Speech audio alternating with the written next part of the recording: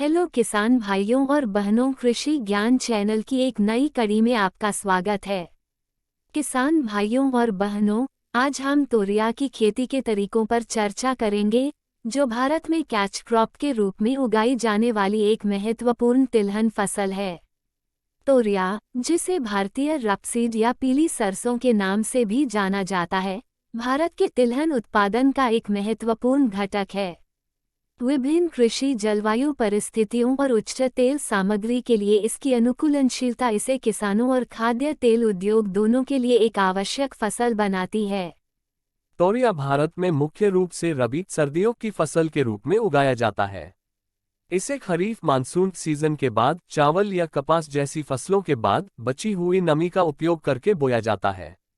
आइए तोरिया की प्रमुख खेती पद्धतियों के बारे में जानें। किस्में। भारत के विभिन्न क्षेत्रों के लिए अनुकूलित तोरिया की कई किस्में हैं। कुछ लोकप्रिय में पूसा तोरिया 1, पूसा तारक और ती59 शामिल हैं। पिटी 303, तपेश्वरी, गोल्डी, B9, उत्तरा आदि इसकी उन्नतशील प्रजातियां हैं।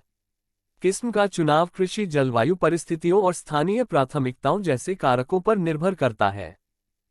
भूमि की तैयारी। तोरिया बोने से पहले भूमि को जुताई और समतल करके तैयार कर लेना चाहिए।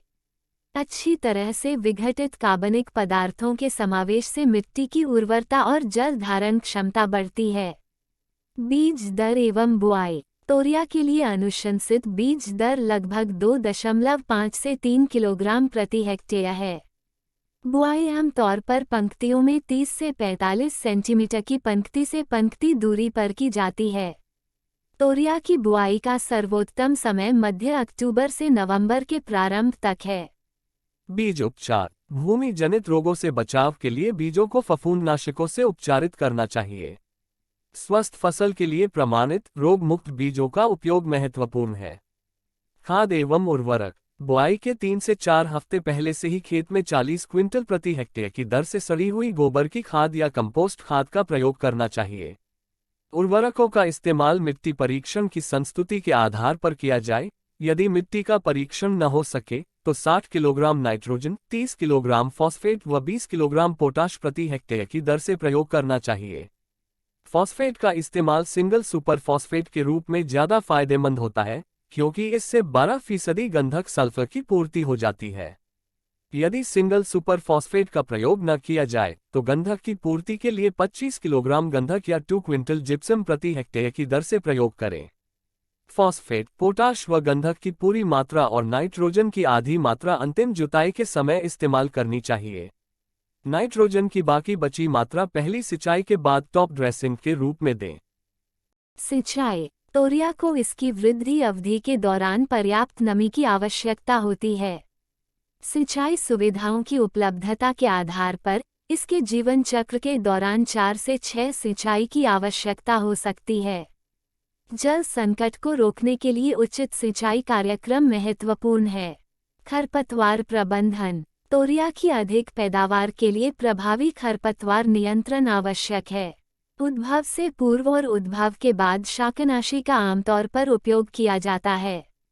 कुछ मामलों में मैन्युअल निराई गुड़ाई भी आवश्यक हो सकती है। कीट एवं रोग प्रबंधन। तोरिया को प्रभावित करने वाले सामान्य कीटों में एफिड्स, पिस्सू बीटल और व्हाइट फ्लाइज शामिल हैं।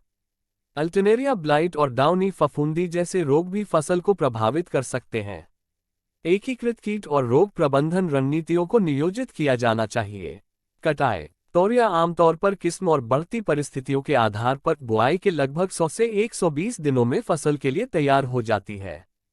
कटाई तब की जाती है जब फलियां पीली भूरी हो जाती हैं, जो परिपक्वता का संकेत है। कटाई के लिए मैनुअल या मैकेनिकल तरीकों का इस्तेमाल किया जा सकता है। कटाई के बाद की संभाल। कटाई के बाद तोरिया फसल की गहाई कर फली से बीज अलग कर देना चाहिए। नमी की मात्रा कम करने और फंगल विकास को रोकने के लिए प्रॉपर ड्राइंग आवश्यक है।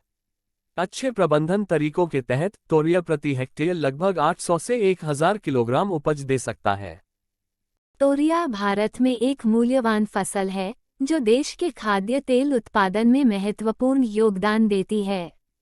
तोरिया की खेती के लिए भूमि की तैयारी, बीज चयन, सिंचाई और कीट प्रबंधन जैसी विभिन्न प्रथाओं पर सावधानीपूर्वक ध्यान देने की आवश्यकता होती है।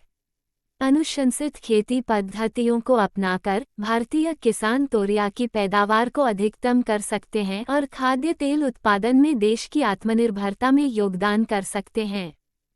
किसान भाइयों और बहनों, आपका ध्यान देने के लिए धन्यवाद और आशा है कि इस व्याख्यान ने आपको भारत में एक लोकप्रिय फसल के रूप में तोरिया की खेती के तरीकों के बारे में बहुमूल्य जानकारी प्रदान की है।